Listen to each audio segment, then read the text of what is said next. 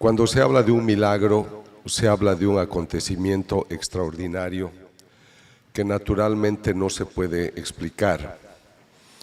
El término milagro no es científico, es teológico. Explica un acontecimiento que no encuentra explicación en el concepto natural y humano. En el caso de un milagro eucarístico, estamos hablando de una hostia consagrada, confeccionada en harina, en trigo, y esta sustancia tiene una efusión. Efusión es el brote de una sustancia, y la efusión es de una sustancia rojiza, que luego se identifica como sangre humana. Esto quiere decir que no es proporcional, no es lógico que en una pizca de pan tengamos brote de sangre humana. Pero no solo eso, en la sangre se encuentran unos coágulos y los histopatólogos, los especialistas, encuentran que se trata de carne, músculo del corazón, miocardio, ventrículo izquierdo. Entonces, cuando la autoridad de la Iglesia dice, no es natural que de un pedazo de pan o de un poco de vino se obtenga sangre, se obtenga carne. Esto, dice la autoridad de la Iglesia, sucede por un poder sobrenatural. Es algo que Dios lo permite y declaran milagro. En la ciencia siempre hay lo que nosotros llamamos la relación funcional. La causa y el efecto debe ser proporcional. Yo puedo tomar un fósforo y ver fuego, y puedo encender un papel y ver humo. Todo eso ustedes lo entienden fácilmente. Pero si yo enciendo un fósforo y empieza a salir agua, ustedes dicen, ¿qué es eso? ¿Qué está sucediendo? Yo he estudiado imágenes sagradas que exudan un líquido aceitoso. Es aceite de oliva en una concentración de 75%, tiene un perfume a rosas, pero eso brota de una estatua de yeso, una imagen de madera o incluso de bronce. Entonces dicen, no es proporcional que en una estatua de este tipo, hecha de madera, digamos, yo obtenga lágrimas cristalinas. Los estudios muestran que las lágrimas pertenecen al orden natural humano. Entonces hay acontecimientos sumamente especiales, y a mí me ha interesado este campo del conocimiento porque pocas personas se han dedicado a investigar. En el ambiente científico, el 96% de las personas que trabajan en este sector son personas que no creen en Dios, no creen en la naturaleza espiritual. Por lo tanto, pues si ellos ven un fenómeno de una hostia que sangra o una imagen que exuda, pues lo atribuyen a la casualidad, al azar, a una manipulación. Yo me introduje en este campo estudiando unas imágenes, una imagen que sangraba en Bolivia, pero no lo hice por fe, porque yo era ateo en esa época. Yo he sido ateo hasta los 44 años. Lo que me ha convertido ha sido entrar a este campo de investigación. Cuando me interesé por una imagen que exudaba, les estoy hablando del año primero 92 y luego 95, yo pensé que las imágenes exudaban porque los propietarios de la imagen o gente de ese entorno tenían poderes mentales. Se llama telergia, una capacidad a distancia de producir algo. Entonces, como yo era ateo, yo pensé, debe haber un poder mental que hace esto. Pero al descubrir que la sustancia que brotaba eran lágrimas humanas, que era sangre humana, pues comprendí de que había algo distinto. Esas investigaciones me han llevado a estudiar los milagros eucarísticos a partir del año 1999. Entonces son 19 años que trabajo este tema y estoy muy complacido de compartir con ustedes esta noche, porque si son creyentes es el tema que más puede llenar la vida de un católico, porque el Catecismo de la Iglesia Católica enseña que el centro y culmen de la vida cristiana es la Eucaristía. Voy a recordarles un pasaje muy hermoso del capítulo 6 de San Juan. Quisiera también decirles que yo vengo con mucha ilusión a México, porque es un país de mucha sensibilidad espiritual.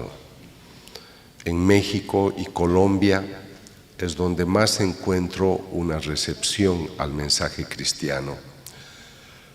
Conociendo más su país, entiendo por qué Dios decidió que su madre se quedara en Guadalupe desde 1531, porque el mexicano cuidaría su advocación, cuidaría su mensaje y harían de ella la emperatriz del mundo, no solo de las Américas. Entonces es muy importante que un extranjero se los diga. Conozco los 5 continentes y me alegra mucho que en México tengan esta sensibilidad, porque yo pienso que a veces los planteamientos que el mundo nos hace no nos están mostrando la luz espiritual que Dios quiere para el mundo, sino mucho conflicto. Entonces es la luz espiritual la que nos puede iluminar los pasos a seguir. Con esta presentación voy a tratar también de demostrar a las personas que dudan, que se cuestionan, que la naturaleza espiritual existe y se manifiesta. Quisiera recomendarles que tomen el Evangelio, que tomen el Catecismo de la Iglesia Católica y lo lean, porque creo que nos falta mucha formación. Leer, por ejemplo, el Evangelio de Juan a mí me ha llevado a conocer más de la persona de Cristo. Y cuando vuelvan a sus casas esta noche o mañana, lean el Evangelio de San Juan, el capítulo 6, y a lo largo de su lectura van a comprender que hay un Cristo, un hombre, Dios, que en algunos momentos se muestra desesperado por decirle a la gente: yo soy el pan de vida, el que come mi pan tiene vida eterna. Yo soy el pan bajado del cielo. En ese momento mucha gente no le va a entender, por eso le abandonan. El capítulo 6, versículo 66 habla de ese momento en el cual le van a abandonar. Le abandonan muchos. Pero el Señor, viendo que la gente se marcha, mira a los suyos y les dice: y ustedes también se van a marchar. Y aquí viene la respuesta profunda de un hombre que se equivoca muchas veces, que es Pedro. Pedro lo va a negar, Pedro se va a ocultar, pero hay una luz espiritual que es la unción del Espíritu Santo que acaricia nuestras vidas, ilumina nuestro pensamiento. Y cuando el Señor dice: y ustedes también me van a abandonar, Él dice: Señor, pero ¿a dónde iremos? Solo tú tienes palabra de vida eterna. Nosotros hemos comprendido que eres el Santo de Dios. Los que lo abandonan no han comprendido que Él es el Santo de Dios. a pesar de que ya estaban un par de años con Él. Esto es muy importante que ustedes lo mediten, porque si tú me dices, Ricardo, yo creo que está Cristo presente en la Eucaristía, tú deberías tener una relación personal con Cristo. No voy a hacer el ejercicio acá que hice en Guanajuato, donde eran 5,000 personas, pero les voy a hacer el planteamiento. Eran 5,000 personas que me escuchaban en un tema similar y yo les dije, ¿creen ustedes que Cristo está presente en la Eucaristía? Y mexicanos católicos pues dijeron sí, en un gran rugido. Volví a preguntar, ¿ustedes creen que Cristo está presente en la Eucaristía, cuerpo, sangre, alma y divinidad, que está presente como persona? Y el rugido fue más fuerte, sí. Entonces yo les dije, ya que ustedes creen que Cristo está presente, cuerpo, sangre, alma y divinidad, como persona, quisiera preguntarles a ustedes 5,000, ¿cuántos de ustedes, cuando decidieron contraer matrimonio, cuando decidieron su profesión, cuando decidieron una inversión importante en sus negocios, cuántos de ustedes le han ido a preguntar qué opina de tu decisión? El silencio fue casi total. Solo 12 personas, 11 o 13, no recuerdo, levantaron la mano. Las otras no. Pero a veces cuando tomamos decisiones pedimos consejos a muchas personas. Las llamamos si estamos preocupadas por algo, pedimos un consejo. Si nosotros pensáramos que Cristo es realmente una persona presente en la Eucaristía, tendríamos una relación muy íntima. Y lo más importante, sabríamos reconocer cuando Él nos habla. A veces me toca dictar talleres de una semana o de 5 días y una persona dice en la mesa, me cuesta en la adoración hablarle al Señor. Estar 1 hora me parece muy largo, no sé qué decirle. Entonces yo le dije, usted está aquí en esta mesa 2 horas y no ha dejado de hablar. ¿Cómo me dice ahora que no sabe qué decirle al Señor? Entonces yo les voy a demostrar esta presencia extraordinaria en la Eucaristía. Pero no te tienes que quedar con el hecho sorprendente. Hemos visto unas hostias que sangran, hemos visto un milagro eucarístico. Ustedes tienen que ir más allá, tienen que trascender. Este es un signo divino. Detrás de un signo hay un significado. Detrás del significado hay un autor. Y ese autor es el que se hace cuerpo, sangre, alma y divinidad. Entonces tú estás ante una manifestación de un Dios vivo. Y por eso es que instruye a la gente, yo soy el pan bajado del cielo. Si tú comes de mí tendrás vida eterna. Él sabe que se va a marchar. Es Jueves Santo y ha decidido instituir el sacramento de la Eucaristía.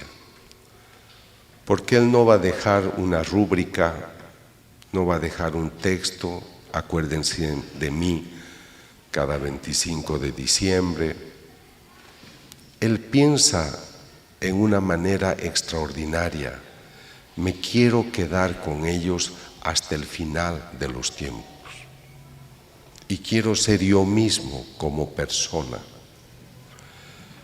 Y escoge dos sustancias tan sencillas pero accesibles en todo el mundo, un poco de pan, un poco de vino. Y esa noche instituye el sacramento e invita a los suyos a hacer esto en memoria suya. Y qué gozo que nosotros tengamos sacerdotes. En su país he conocido tantos sacerdotes maravillosos, religiosas, laicos, comprometidos, interesados en tratar este tema. Y estos sacerdotes consagran. A veces no siempre sabemos valorar lo que es la figura del sacerdote. Nos es fácil hacer un juicio, a veces negativo, pero sin la unción sacerdotal, sin ese hombre que se consagra, no tendríamos Eucaristía. Cuando yo estoy en Corea, cuando estoy en Egipto, en lugares donde no es fácil el acceso a una iglesia católica, siento el vacío de no poder comulgar, de no poder ir a misa. 3, 4, 5 días. Entonces debemos valorar lo que es la entrega de un hombre que se hace sacerdote, porque cuando él consagra es el único que puede hacer que ese pan se convierta en carne, ese vino en sangre. Podríamos reunirnos 1 millón, 10 millones de hombres y hacer las mismas oraciones, pero el único que va a lograr ese privilegio es el sacerdote. Entonces siempre hay que orar por la santidad de los sacerdotes, hay que orar por las vocaciones sacerdotales. En la Edad Media, cuando una pareja se casaba, hacían una oración muy bonita, la pareja. Y pido a Dios que este matrimonio sea como un jardín florido, del cual, como una vara de nardo, nazca una vocación sacerdotal, una vocación religiosa. Entonces hay que pedir por las vocaciones. El Señor instituye este sacramento, pero yo me sirvo de estas investigaciones para hacer un planteamiento científico. Yo no soy un predicador, no soy sacristán, ni siquiera soy ministro de la Eucaristía. Yo me ocupo de estudiar la persona humana, el cerebro, la conducta, la bioquímica cerebral. Pero desde hace unos 24, 25 años me interesa hablar del humano, pero también en su componente espiritual. Tú eres cuerpo y alma espiritual. Pero en el ambiente científico que a mí me toca, 96% de los científicos no creen en la naturaleza espiritual, no creen en Dios. Entonces, cuando yo viajo a una ciudad, estuve en una ciudad por acá y había un charco de sangre y me dicen: doctor, con sierras eléctricas acaban de asesinar a 7 personas que las han serruchado. Voy a otro país donde están juzgando a 2 sicarios. Cada uno de los 2 sicarios ha asesinado a 2.500 personas. Y entonces a veces ustedes lean la prensa del día y siempre van a encontrar, lamentablemente, experiencias que uno se pregunta y dice: ¿cómo es posible que un ser humano haga estas cosas? Entonces yo estoy muy interesado, a través de este trabajo, de presentarle al humano una realidad que está ignorando en demasía. Decirle que él no solamente es cuerpo, sino que es también naturaleza espiritual. Pero el científico me dice: doctor, yo creo en tu buena fe, pero me tienes que demostrar que la naturaleza espiritual existe y se manifiesta. Entonces le digo, sí, yo te voy a demostrar que la naturaleza espiritual existe y se manifiesta. Y en esto voy a ser rigurosamente investigador. Yo te voy a demostrar que la naturaleza espiritual existe y actúa. Y lo voy a hacer a través de un signo eucarístico que la Iglesia declara milagro. Para demostrarte que lo espiritual existe y se manifiesta, necesito explicarte el término variable. La variable es una unidad, un elemento que yo voy a aislar, que en este caso es espiritual. Se dice, nadie da lo que no tiene. Es un axioma.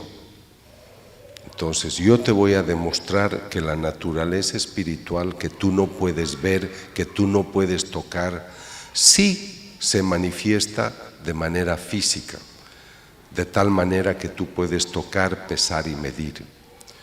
Y se llama variable porque estas unidades que te voy a mostrar, estas variables, crean variaciones, crean cambios. Pero para eso te voy a hablar primero del sacerdote. El sacerdote tiene una variable esencial. Él me dice, doctor Castañón, me llamo Antonio Pérez y soy sacerdote. Y padre, ¿cómo es usted sacerdote? No entiendo. Es que mi obispo me ha ungido con el orden sacerdotal y lo ha hecho por el poder del Espíritu Santo. Hablen ustedes en estos términos a 5,000 médicos totalmente ateos. Se matan de risa. O sea, usted, doctor, me está hablando de un hombre que ha recibido el poder de ser sacerdote a través de las manos de otro hombre que le comunica el Espíritu Santo. Sí, así es. Doctor, estamos en el siglo XXI, por favor, ¿qué ha fumado usted? Le digo, bueno, sonrían, pero este sacerdote me dice que ha recibido la unción del Espíritu Santo a través de su obispo. Aunque no les guste el concepto, digo a los no creyentes, ¿aceptan que es una variable espiritual? Sí. Mi segunda variable espiritual es que el sacerdote durante la consagración toma el pan, toma el vino y hace una invocación, término griego epíclesis, y solo hace una oración en la que en sus términos invoca y pido que por el poder del Espíritu Santo el pan se convierte en carne, el vino en sangre. Los profesores saben todos que es una variable espiritual. El padre, el celebrante, no se ha traído una máquina sobre el altar y ha hecho disparos de positrones, de ondas electromagnéticas, de rayos láser. Ha tomado el pan, ha tomado el vino y ha hecho una oración. Entonces yo les digo, ¿están ustedes de acuerdo que es una variable espiritual? Y la tercera, las palabras de Jesús. Porque la noche de su pasión tomó el pan y dijo, toman y coman, esta es mi carne. Tomó el vino, toman y beban, esta es mi sangre. Entonces, en estas tres instancias, ustedes solo tienen términos espirituales, nada más. Ahora explíquenme ustedes mismos católicos, o en esa mi audiencia de profesionales de la ciencia no creyentes, Si ustedes están de acuerdo que les he presentado 3 variables espirituales, explíquenme ustedes especialistas, ¿por qué luego de esta oración, de esas variables de las cuales ustedes se han burlado, cómo es posible que ahora yo tenga sangre, que tenga carne, que tenga músculo del corazón vivo, y no lo digo yo, lo dice tu profesor de cardiología, tu profesor de histopatología, tu profesor de bioquímica? Ahí es donde yo sonrío. Esto es muy serio, queridos amigos. Esto sucede en cada Eucaristía. Esta es la famosa transustanciación. Cuando yo empecé a trabajar estos temas y me introduje para conocer los documentos que afortunadamente están a nuestro alcance, del Concilio de Trento, donde se presentaba como dogma la transustanciación, yo era el primer sorprendido en que yo estaría en grado de demostrarles que la transustanciación ocurre y que es una realidad. Ustedes lo creen por fe, por eso comulgan, pero yo te podría demostrar que ese pan consagrado realmente se convierte en la carne, en la sangre. Y eso me lleva a esa frase extraordinaria de Juan 6:51. El pan que yo te daré es mi carne.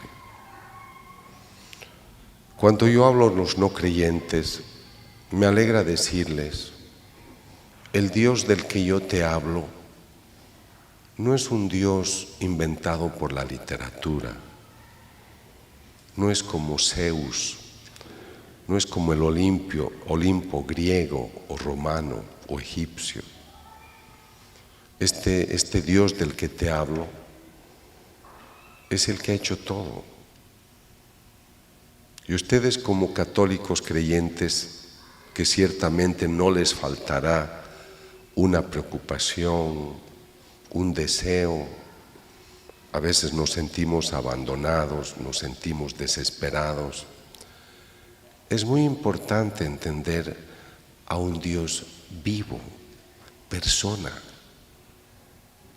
¿Cómo me va a decir una persona católica, estoy desesperada, que estoy pensando matarme? Y soy muy católica. Entiendo que tienes tus angustias y tus preocupaciones, pero ¿por qué no vas a reclinar tu cabeza al corazón de Jesús o de su madre? Porque son personas que están muy atentas a las solicitudes de sus hijos, porque son buenos padres. Solamente que tú no estás convencido de que eso es una realidad. El Cristo presente en la Eucaristía es el mismo Cristo que la Virgen concibió. No es otro. Es el mismo que caminó con sus apóstoles, que murió, resucitó y está sentado a la derecha del Padre. Yo cuando miro el cielo o leo libros de literatura o de astronomía, me fascina recordar los textos bíblicos de la creación y saber que ese Dios todopoderoso, esa familia divina que nos han presentado todo a nuestro alrededor, están con nosotros y su Hijo se ha hecho carne y está en cada sagrario. Y si está el Hijo en el sagrario, está el Padre y está el Espíritu Santo. Y ciertamente la Trinidad dirá, ¿y dónde está la mamá? No podemos reunirnos sin ella. Esto es lo fabuloso de nuestra religión. yo la hallo muy completa, pero lo que yo hallo es que son muy pocos los católicos que estudian la Biblia. Son pocos los católicos que conocen el catecismo de la Iglesia Católica. ¿Cómo vas a amar una religión que tú no conoces? Vas a la misa los domingos, aunque no todos los domingos vamos a misa. 85% de los católicos no van a misa los domingos. Y ustedes hagan el experimento, al salir de la misa, pregúntenle a la persona, ¿de quién era el Evangelio de hoy? ¿De qué trataba el Evangelio? Y verán que muchos no se acordarán, porque no hacemos la palabra vida. Entonces yo les decía, no quisiera que se queden con el hecho extraordinario de que yo les presente las evidencias de la presencia real de Cristo en la Eucaristía, sino quisiera que descubran a través de esa manifestación tan amorosa a la persona de Cristo. Me alegra tanto recordar un pasaje de la vida de Faustina Kowalska. Ella tuvo experiencias místicas con Cristo, sobre todo entre los años 1931 y 38. Ella tocaba la puerta del tabernáculo y le decía, Señor, ¿estás ahí? Y él le decía, sí, Faustina, ¿qué deseas? Hay muchos testimonios de este Cristo vivo. Este Cristo que piensa, habla, escucha, que ciertamente cuando tú vas a dialogar con Él ante el tabernáculo, Él te escucha, Él te ve, Él sabe lo que tú deseas. Y por eso creo que es muy importante entender que Él se manifiesta para decirnos lo que yo les he prometido es verdad. Esto es mi cuerpo, esto es mi sangre, aquí estoy yo, todo entero. Nuestra doctrina enseña que la Eucaristía es el centro y culmen de la vida cristiana. Pero desde los primeros siglos se cuestionaban, habían rebeldes, les hablo del primer, segundo siglo de la vida cristiana, perseguían a los cristianos porque decían que en el pan consagrado mataban a un niño, le quitaban pedazos de carne, lo mezclaban con harina y decían que ese era el cuerpo del Señor. Era la ignorancia de la época, las persecuciones que creaban para ellos, porque no podían entender la transustanciación. De hecho, el dogma recién se ha dictado en el siglo XVI, justamente para poder orientar a la gente ante las dudas y cuestionamientos que habían.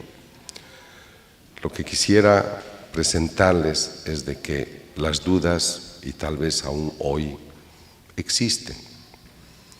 Y el primer milagro eucarístico conocido, el de Lanciano, ocurre en el siglo VIII, justamente en una población a 200 kilómetros al este de Roma, Lanciano, donde un sacerdote de la Orden de San Basilio dudaba si Cristo estaría presente en la Eucaristía.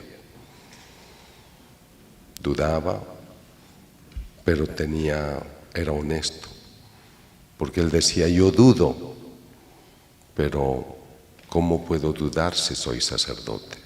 Entonces él invocaba ayuda a Dios y le concedió el favor de que durante una celebración la hostia sangró, el vino igual, y es lo que se conserva hasta el día de hoy en Lanciano.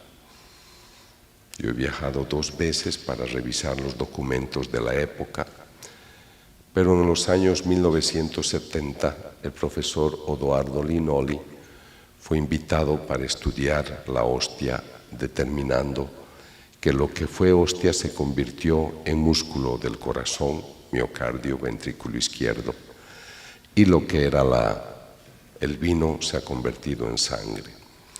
Quisiera que tengan presente que el tipo de sangre es AB, y eso es fundamental para todo lo que yo les voy a hablar después.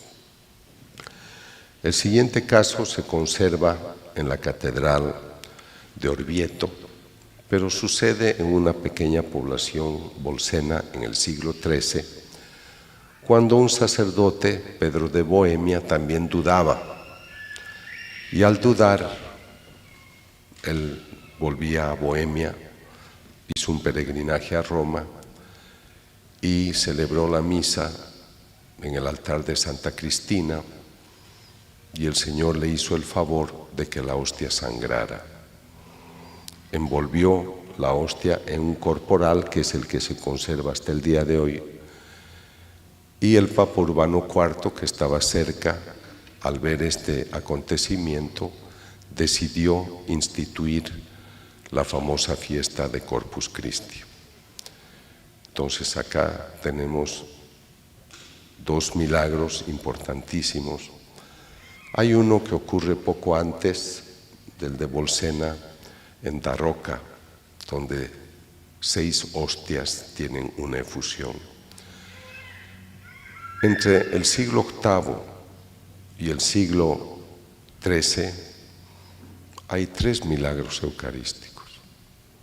A mí me sorprende que desde 1999 al presente, en 19 años, yo tengo 15 casos. Entonces yo noto una preocupación del Señor por decir, sabes, dile a la gente que yo estoy presente en la Eucaristía. Mi interés por estas investigaciones empieza el año 99, cuando el cardenal Jorge Bergoglio, arzobispo de Buenos Aires, me invita a estudiar 2 hostias que tuvieron efusión, una el año 92 y otra el 96. Y aquí quisiera hacerles una pequeña aclaración, que ya habiendo investigado tantos fenómenos, yo noto que cuando el Señor hace una propuesta y la gente no le hace caso, Él insiste. Tuvieron en Buenos Aires, en la misma parroquia de Santa María, una efusión el año 92. Pero luego, como no se hizo nada, el 96 en la misma parroquia vuelve a ocurrir. Y tengan presente este mecanismo para cuando yo trate de la hostia de Chilpancingo, Chilapa. Estuve en Buenos Aires el año 99 para conferencias, y el padre Eduardo Graham, que estaba ocupado en la parroquia de Santa María, me dice, doctor, tenemos 2 hostias que han tenido efusión.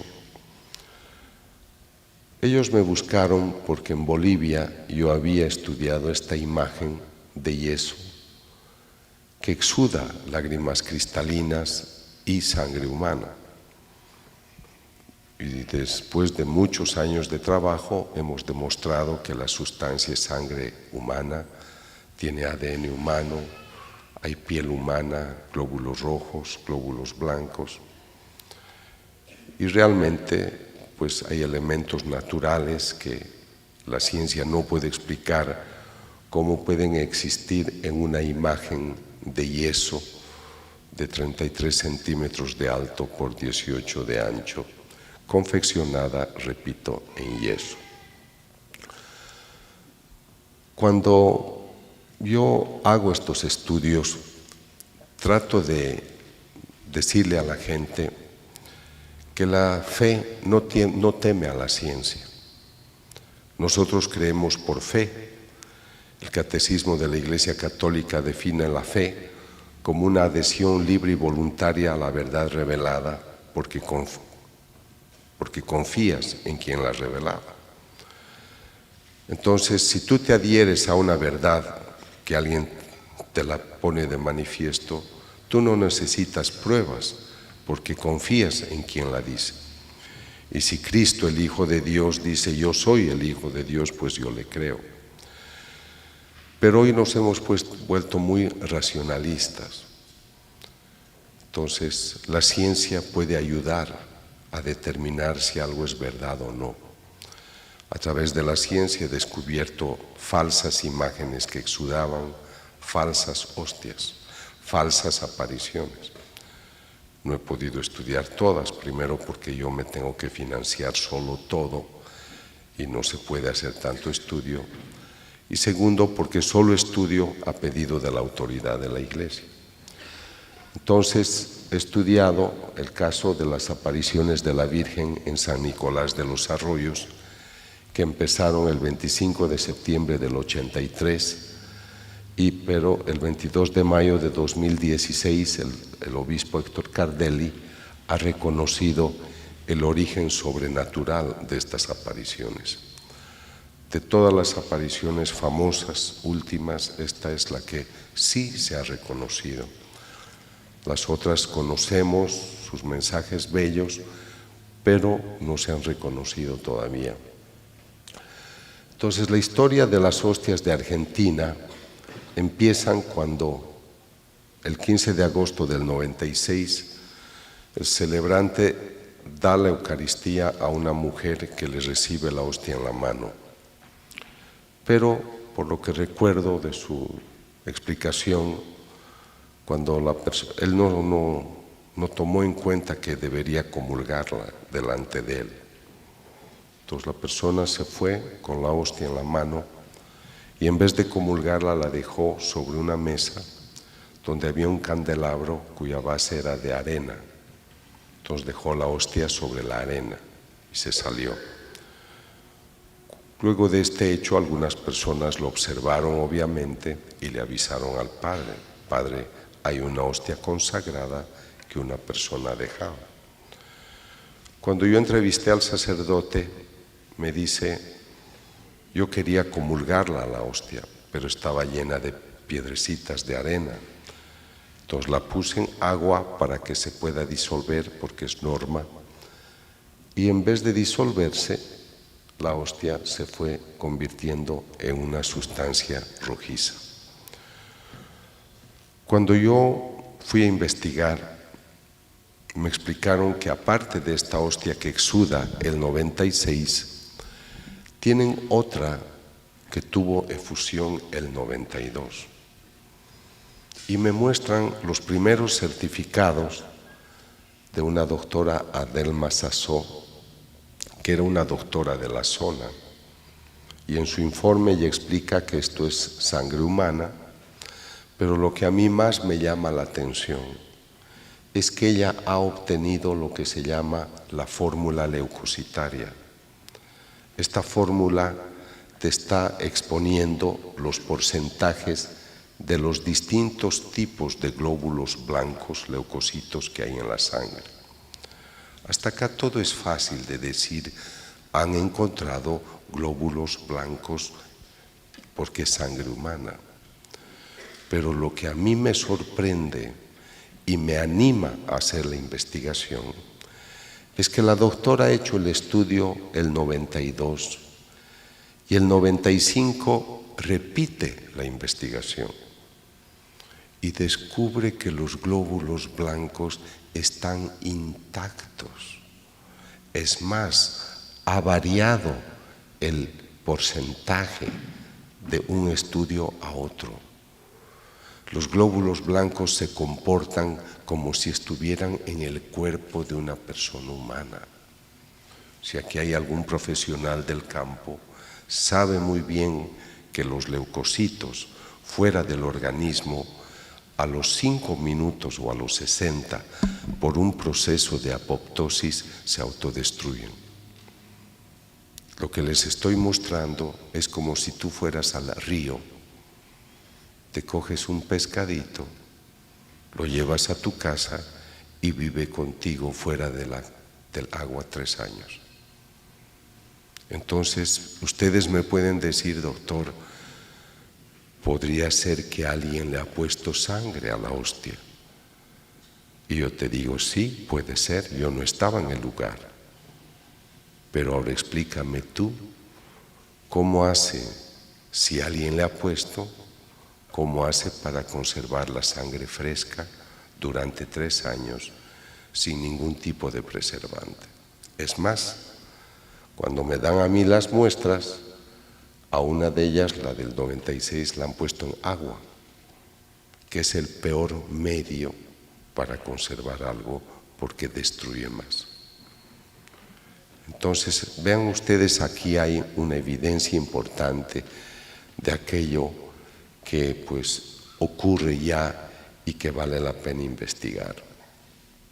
El estudio me ha tomado 6 años, hemos ido a muchos laboratorios en 4 continentes y los laboratorios han puesto en evidencia que se trata de sangre humana con ADN humano. El doctor Federico Tsugibe, en el año 2004, era uno de los más famosos médicos forenses especialistas en corazón. Cuando él ve estas láminas, estos slides, dice: su paciente ha sufrido demasiado. Los estudios que hacemos son a ciegas, ellos no saben que esto viene de una hostia. Su paciente ha sufrido mucho. Tengo 2 colegas que han viajado para presentarle el material. ¿Por qué dice usted que el paciente ha sufrido mucho? Porque las estrías están dobladas, están separadas. Parece que a su paciente le han dado un ataque al corazón, posiblemente a causa de un severo golpe en el pecho a la altura del corazón. Es médico forense, está tratando de explicar de qué ha muerto ese paciente. Entonces él está interpretando, él ni sueña que esto viene de una hostia. Entonces, en el informe o durante la entrevista, él toma un libro y dice: estas estrías son de este lugar, esto es miocardio, que tiene cambios degenerativos del tejido del miocardio. El miocardio es el músculo que le hace latir al corazón y da vida a nuestro organismo. Entonces él está viendo tejido del corazón lastimado y, como les decía, cree que el paciente ha sufrido mucho porque se le ha provocado el infarto por algunos golpes. En el resultado final, el corazón tenía una actividad dinámica, estaba vivo cuando se tomó la muestra. Este es el momento en el que yo estoy tomando la muestra, en octubre del año 99. ¿Por qué dice el doctor, el momento que se tomó la muestra, el tejido estaba vivo? Porque en mis evidencias ha encontrado leucocitos, glóbulos blancos intactos. Entonces, ¿por qué dice además que el paciente ha tenido un reciente infarto? Perdón, algo. El doctor ha dicho, el tejido estaba vivo porque ha encontrado glóbulos blancos. Y él en su informe piensa que el paciente ha tenido recientemente un infarto al corazón. O sea, él piensa que el paciente, cuyo caso está estudiando, ha muerto hace poco. Imagínense ese pobre hombre cuando se entera que nuestro paciente se ha muerto hace 2000 años. Esto es dramático porque ellos no pueden entender que esto provenga de una hostia consagrada. El viernes 17 de marzo del 96 presenté los resultados al cardenal Jorge Bergoglio. Y fue él el que me animó. Usted tiene la evidencia de que Cristo está presente en la Eucaristía y tiene una evidencia científica. Hable de ello. Que los sacerdotes entiendan el privilegio que Dios les ha concedido. Que las religiosas entiendan que tienen el privilegio de cuidar esta sacrosanta presencia de Dios. Y al laico, dígale que la palabra de Dios se cumple. El pan que yo te daré es mi carne. Luego de hacer este estudio, fui invitado por el obispo Alejo Zavala, obispo de Chilpancingo, Chilapa, en el estado de Guerrero, para estudiar una hostia que tuvo efusión en octubre del año 2006, 22-23 de octubre, en Tixla. El sacerdote Raimundo Reina había sido invitado por el padre Leopoldo Roque a dictar un retiro espiritual a un grupo de unas 800 personas.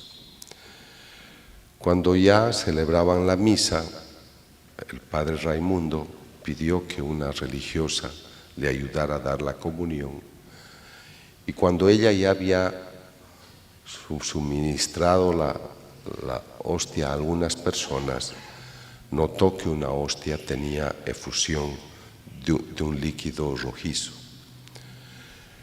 Entonces, el padre en ese momento mostró la hostia a todo el público.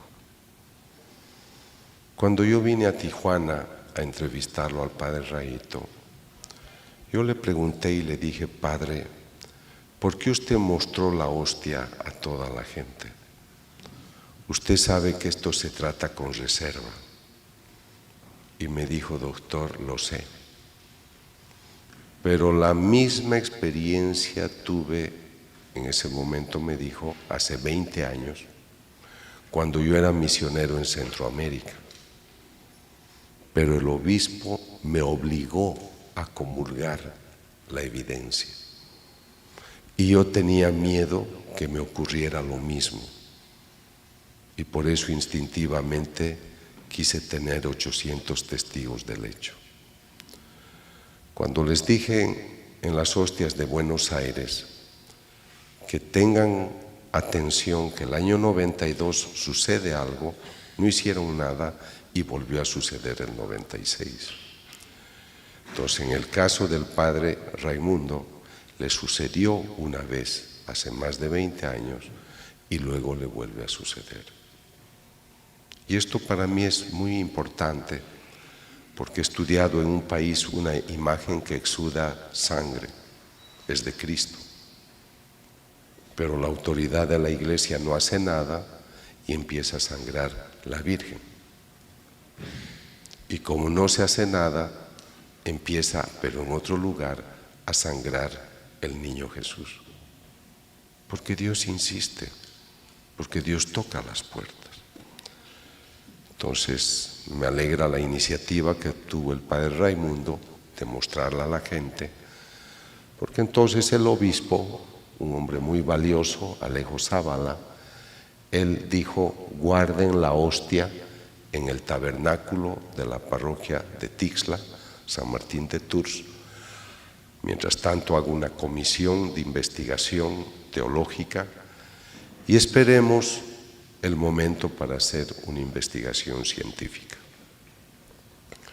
Cuando yo llego al lugar, es octubre de 2009, el acontecimiento sucedió el 2006, este es el estado que yo observo en la hostia. Pero el padre Monseñor Alejo es un hombre muy lúcido y me dice: doctor Castañón, yo no me puedo equivocar. Necesito eliminar cualquier cuestionamiento. Lo primero que me dicen es: alguien ha puesto la sangre en esa hostia. Habrá un modo de identificar si la sustancia viene del interior o alguien la ha puesto por fuera.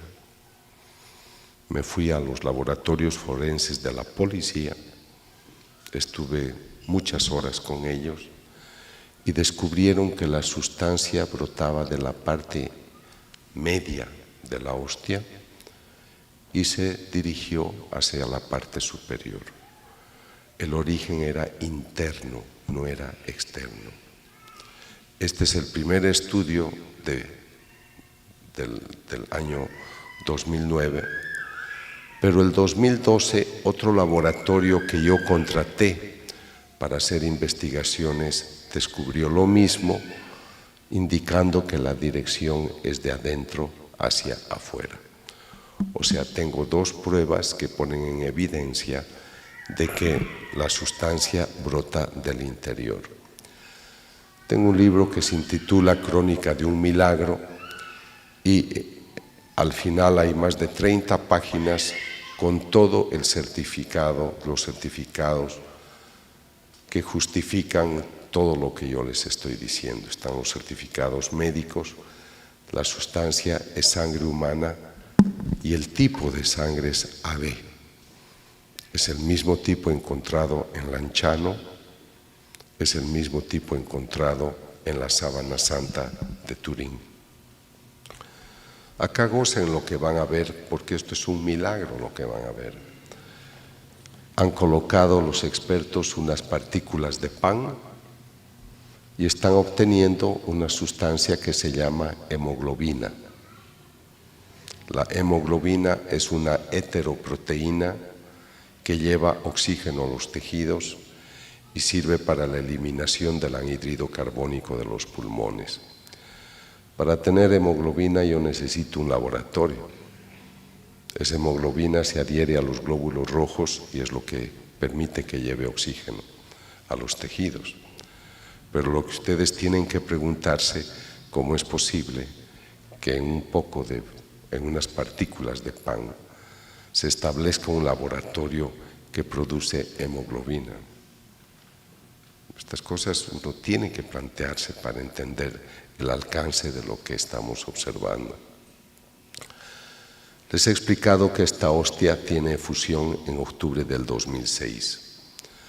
Me la entregan a fines de octubre de 2009 y en febrero de 2010 yo quiero investigar si encuentro algo debajo de la sangre ya coagulada. Y descubrimos que debajo de la sangre coagulada hay sangre fresca. Esto sorprende a cualquiera, pero yo le di mucho más valor en un congreso que tuvimos el año pasado en Guatemala, cuando el profesor Mauricio Balbuena de la Universidad Internacional de Barcelona dijo: el doctor Castañón nos ha mostrado que debajo de la sangre coagulada hay sangre fresca. No deben pensar que se trata de una pieza de gelatina de sangre conservada. Tienen que pensar que si aquí hay sangre fresca es porque se está produciendo sangre constantemente. O sea, la hostia actúa como un cuerpo vivo que está creando un mecanismo que se llama hematopoiesis, que es crear los elementos formes de la sangre, glóbulos rojos, glóbulos blancos y plaquetas. Este es un macrófago, un glóbulo blanco, espumoso. Estos son glóbulos blancos y estas manchas son glóbulos rojos. Aquí están los certificados. Estos dos doctores son totalmente ateos. Doctor Castañón, este es un macrófago activo, vivo, que está fagocitando lípidos porque ha encontrado el tejido lastimado. Y el cardiólogo, el profesor Blanquiset de la Universidad de Cartagena, en Colombia, dice: este es el cuadro que nosotros observamos cuando un paciente ha tenido infarto al corazón. Pero sorpréndanse más. Para tener glóbulos blancos y glóbulos rojos, yo necesito hueso, necesito médula ósea y necesito un gran laboratorio interno. ¿Cómo es posible que en unas partículas de pan yo tenga sangre fresca, tejidos activos, lesionados y en procesos de recuperación? Aquí hay tejido adiposo, que es grasa, y estas son estrías musculares, es músculo del corazón. Aquí hay ADN humano, no hemos podido obtener todo el perfil, porque para obtener este perfil hay que clonar, hay que copiar las bases. Y cuando me traen este tubo de Eppendorf, me dicen: doctor, aquí hay ADN humano. Vamos a utilizar el secuenciador para obtener todo el perfil, y resulta que no se puede obtener todo el perfil. Si yo tomo sangre de ustedes o una célula, puedo obtener todo esto porque las bases se pueden copiar. En 15 estudios que hemos realizado, esta sangre especial no se deja copiar, no se deja clonar. Por eso es que no se puede obtener todo el perfil, es única, pero sí tenemos el dato suficiente para decir que aquí hay ADN y se trata de ADN humano. He visitado algunas fábricas de hostias, nunca ha sangrado una hostia no consagrada. Entonces yo les decía, yo les voy a demostrar que la naturaleza espiritual existe y se manifiesta. Y les estoy demostrando a través del milagro eucarístico. El sacerdote toma el vino y se convierte en sangre, toma el pan y se convierte en carne. Ustedes tienen la bendición de haber tenido un obispo muy valiente, muy humilde, muy santo, que es el obispo Alejo Zavala, y el 12 de octubre de 2013, en una declaración solemne, reconoce el carácter sobrenatural del milagro eucarístico de Tixla, Chilpancingo, Chilapa. Sé que van a querer mis libros, no los tengo, pero si escriben a la tiendadeldiscípulo.com, ahí los tienen. Luego les daré una dirección en México también. Me llama la atención encontrar corazón. La hostia de México pone en evidencia miocardio, lo mismo la hostia de Argentina. Entonces, esto me lleva al siglo XVII, a la experiencia de Margarita María Lacoco. El Señor se le aparece a ella y le muestra su corazón. Margarita, este es el corazón que tanto ha amado a los hombres, pero en compensación, lo único que recibe es ingratitud. Pero lo que más me conmueve es que esa ingratitud provenga de aquellos hijos que se dicen míos. Conozco muchos sacrilegios que se hacen a la presencia de Cristo. Entonces, por eso le pide a ella ya en esa época que haga reparación por las ofensas a esta presencia eucarística. Pero yo creo que además de todo ello, lo que el Señor está tratando de decirnos es que su palabra se cumple. Los teólogos que me asesoran me dicen: doctor, un milagro sucede para confirmar que aquello que tú crees es verdad. Tú crees que aquí está presente el Señor, cuerpo, sangre, alma y divinidad, y aquí tienes la evidencia. Y esta es la cita de las que les hablaba antes: el pan que yo te daré es mi carne. Y nos sigue entregando su corazón. ¿Por qué, ya para concluir, por qué me he interesado de hacer este tipo de trabajo? A mí la Iglesia Católica no me paga por lo que hago.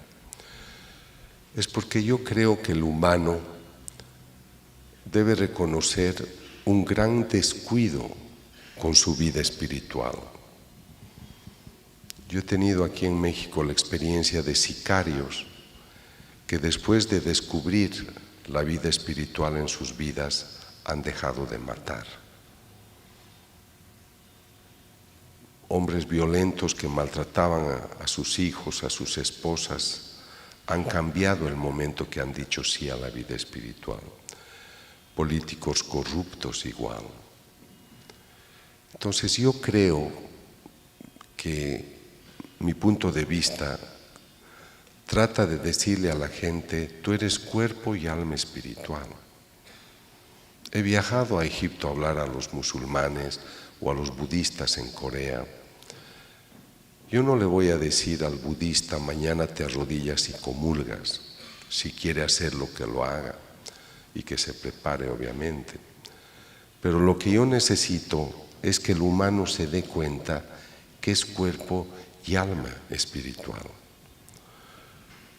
Y a mí me sedujo mucho la frase de Pablo en Gálatas 2, 22, 23, cuando dice: el fruto del Espíritu es el amor, es la paz, es la armonía. Y por eso me animé a escribir un libro sobre el Espíritu Santo, que se llama Cita en el Jordán, porque creo que tenemos que conocer al Espíritu Santo como obra. No es una paloma, aunque se sirve de la apariencia para manifestarse. No es una lengua de fuego, es la tercera persona de la Santísima Trinidad, una persona con todos los atributos. Entonces yo creo que si tú esta noche vas a regresar a tu casa y te vas a ir con esta grata efusión de bienestar, y vas a llegar a tu casa y vas a compartir esta paz interior, la vida en gracia, la bondad, la humildad, el amor. Si tú llevas eso y encuentras eso en tu casa, tú estás llevando los frutos del Espíritu en tu vida. Pero si yo voy a un país donde se mata a la gente, donde la gente es corrupta, donde la gente solo le interesa el amor, el sexo, el placer, y Dios es un gran exiliado, el Espíritu de Dios no está ahí. Y por eso nos estamos lastimando.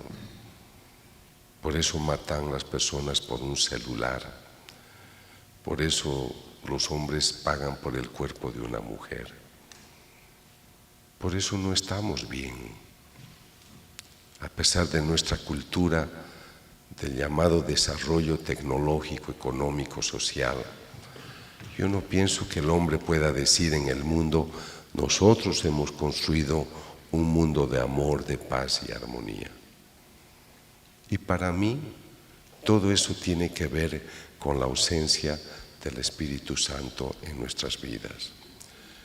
Entonces, por eso yo creo que tenemos un gran desafío, y es el de entender que Dios, a través de estos milagros, nos está obsequiando una evidencia, para que no nos quedemos solamente con la idea y el concepto de fe.